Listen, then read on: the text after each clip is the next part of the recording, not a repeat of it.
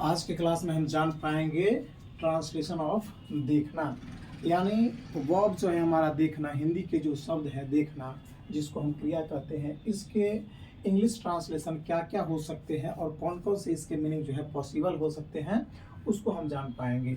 तो चलिए सबसे पहले हम देखते हैं जो पहला वर्ड है हमारा, जिसको हम सिंपली किसी वस्तु को देखने या तो फिर किसी व्यक्ति को देखने के मीनिंग में यूज करते हैं। उसका मीनिंग, उसका इंग्लिश वर्ड क्या है? सी है। सी मीन्स क्या होता है?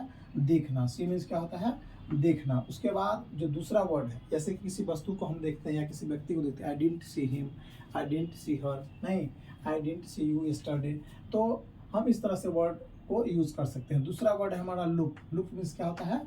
देखना, यानी किसी की ओर हम देखते हैं। जब बच्चे को क्लास में बोला जाता है कि बोर्ड की तरफ देखो, ब्लैक बोर्ड की तरफ देखो, यानी या तो फिर मेरी ओर देखो, तो किसी की ओर देखना, इसके सेंस में हम लुक वर्ड का यूज करते हैं। तो लुक मीन्स क्या होता है? देखना। लुक के साथ क्या होता है? Preposition at. Look at me, look at on the board, इस तरह से बोल सकते हैं। वॉच। वॉच मीन्स क्या होता है? गौर से देखना।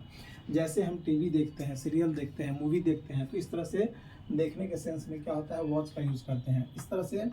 फिर जो फोर्थ है, ये नेक्स्ट वर्ड है हमारा ऑब्जर्व। ऑब्जर्व मीन्स क्या होता है? ध्यान से देखना, किसी चीज़ को ध्यान से देखते हैं। जैसे कि कुछ चीज़ें ऐसी होती है जिसे हम सिंपली नहीं पता कर सकते हैं कि ये क्या हो रहा है, उसमें कुछ डिफरेंस आ रहा है। जैसे कि ग्रोथ ऑफ प्लांट, पौधे में जो वृद्धि होती है, पौधे में जो ग्रोथ होता है नहीं प्लांट्स में, उसको हम आसानी से नहीं जान सकते, नहीं, जब तक उसको मेजरमेंट नहीं कर लेते हैं, सप्ताह भर या महीने दिन के बाद उसको ऑब्जर्व करने के बाद ध्यान से देखते हैं, तभी पता चलता है कि पौधे में वृद्धि हो रही है, उसकी हाइट बढ़ रही है। ठीक है। उसके बाद है नेक्स्ट वर्ड है हमारा ग्लांस। ग्लांस मीन्स क्या होता है? झटके से देख लेना, नहीं, झटके से क्या क्या आपने किसी चीज़ को देख लिया। जैसे कि एग्जामिनेशन हॉल में जो अधिकारी या पदाधिकारी आते हो, झटके से क्या करते हैं? क्लास या रूम में जो है एंटर करते हैं और झटके से क्या करते हैं? वो देख लेते हैं।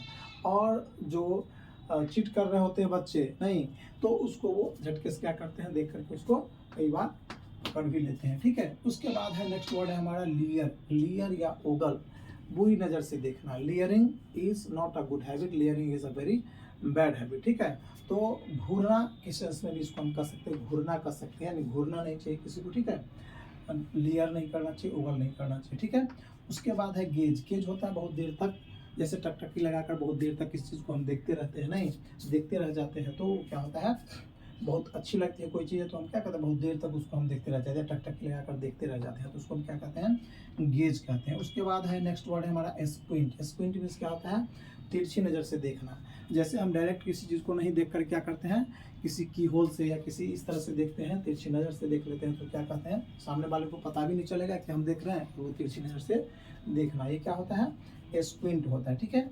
उसके बाद है किसी होल से या खिड़की से, विंडो से नहीं देखना, इस तरह से हम क्या कहते हैं? उसको कहते हैं पीप, यानी खिड़की से झाँक कर देख लेना, तो उसको हम क्या कहते हैं? पीप कहते हैं। ठीक है। नेक्स्ट वर्ड है हमारा परसीव, यानी परसीव मतलब होता है किसी फायदे या मुनाफे को देखना, किसी फायदे या नुकसान। यदि हम कोई बिजनेस कर रहे हैं, कोई व्यापार कर रहे हैं, तो उससे फायदा नुकसान, कुछ चीज़ ऐसे होती है जहाँ पे हम फायदा नुकसान अपना नहीं देखते हैं, क्योंकि वहाँ पे रिलेशन को बचाना होता है। चलिए नेक्स्ट है हमारा घड़ी देखना, है कि नहीं? तो घड़ी देखने के जो सेंस में यूज होता है क्या होता है? टेल द टाइम, है कि नहीं? Tell the time, tell the time. ठीक है। क्या होता है? टेल द टाइम, यानी घड़ी देखना, समय देखना। ठीक है। लुक थ्रू, पसंद करने के ख्याल से देखना, नहीं, लुक थ्रू। अब कोई चीज़ें हैं उसको हम पसंद करने से ख्याल से देख रहे हैं, पसंद करने के ख्याल से देख रहे हैं, तो उसको हम क्या कहते हैं? लुक थ्रू, यानी उसको गहरी नज़र से उसको देख लेना, पसंद करने से के ख्याल से देखना। उसके बाद है नाड़ी देखना। डॉक्टर क्या करते हैं? फर्स्ट ऑफ ऑल जब जाते हैं किसी पेशेंट को देखने के लिए, उसका नाड़ी देखते हैं, नहीं, तो इस तरह से नाड़ी देखना क्या कहते हैं? Feel the pulse. ठीक है। उसके बाद होता है इंस्पेक्ट या फिर सुपरवाइज, आधिकारिक रूप से देखना, यानी कोई काम सही ढंग से हो रहा है या नहीं हो रहा है, इसके लिए जो अधिकारी होते हैं, जो ऊपर के जो उसमें जो व्यक्ति होते हैं, जो पर्सन होते हैं, वो क्या करते हैं? सुपरवाइज करते हैं, उस चीज़ को देखते हैं, इंस्पेक्ट करते हैं, तो क्या कहते हैं? इंस्पेक्ट करना या तो फिर सुपरवाइज करना। ठीक है। उसके बाद नेक्स्ट वर्ड है लुकअप, यानी किसी शब्द को खोजना, यानी देखना, डिक्शनरी में कंसल्ट डिक्शनरी, नहीं, या तो फिर lookup this word in the dictionary. ठीक है। तो शब्द कोश को देखना क्या होता है? लुकअप होता है। क्या होता है? लुकअप। उसके बाद होता है यदि हम स्वप्न देखते हैं, तो उसको हम किस सेंस में यूज करते हैं? इंग्लिश का कौन सा वर्ड यूज होता है? Have a dream.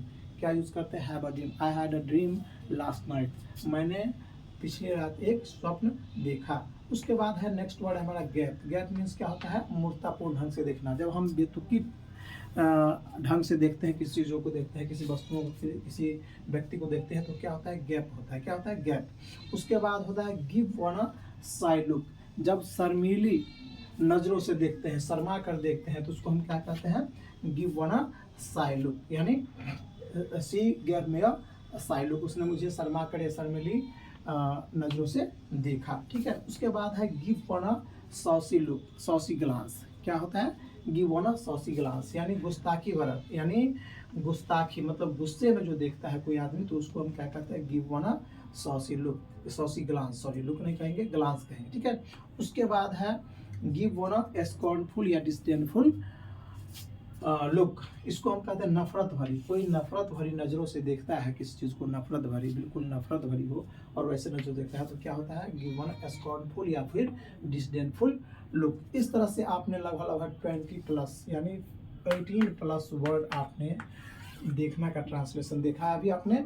और आई होप कि आपको बहुत ही अच्छा लगा हो ये क्लास, और इसमें अधिक से अधिक जो है वर्ड्स आपको समझ में आया होगा, और आपने इन वर्ड्स को जो है आपने अपने किताबों में या तो डिक्शनरी में आपने देखा भी होगा, पढ़ा भी होगा, लेकिन यहाँ पे क्या है, एक कलेक्शन है, तो एक साथ पढ़ लेना जो है ज़रूरी है, समझना ज़रूरी है, ताकि उसको यूज़ करने में हमें कोई कठिनाई ना हो। तो चलिए आज के इस क्लास में बस इतना ही। यदि आपको क्लास अच्छी लगी हो तो निश्चित रूप से लाइक कर दीजिएगा, और कमेंट जरूर करिएगा, और शेयर भी कीजिएगा। चलिए, धन्यवाद।